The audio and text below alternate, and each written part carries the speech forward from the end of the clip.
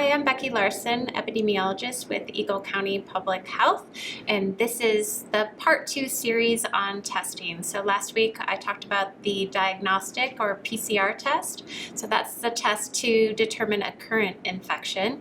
And today we're going to talk about the antibody, or also known as serology test. So this is the test that indicates a previous infection. So this test does not detect virus. It actually detects antibodies to the virus in a person's blood. So it is a blood test.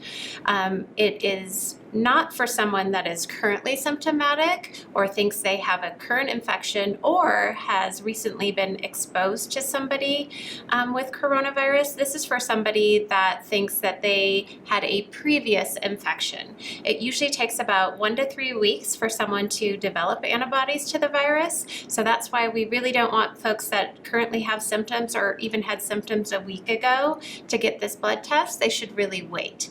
So this test is offered at a variety of our providers here in Eagle County, and you can check out the testing map to find out which providers offer this test and how to access it in addition to the cost.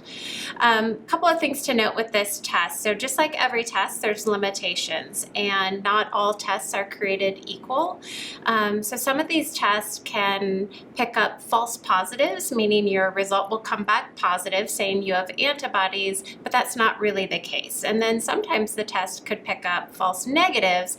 It'll come back negative saying you don't have the antibodies, but that's not the case either. So just be aware that this test isn't 100% perfect, like most tests, but there are some things it can tell you and some things it can't. So what it can tell you is that you may have been previously infected with coronavirus. However, what it can't tell you is if you have immunity to the virus to become infected again.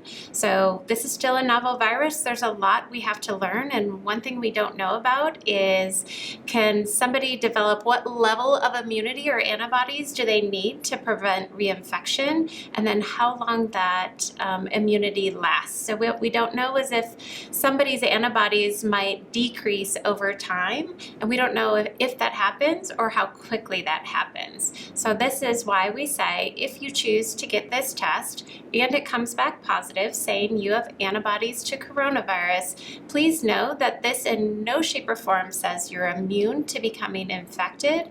It should not change your behaviors. We need you to continue to wash your hands, cover your coughs and sneezes. If you're sick, stay home, and make sure you keep that social distancing as much as possible.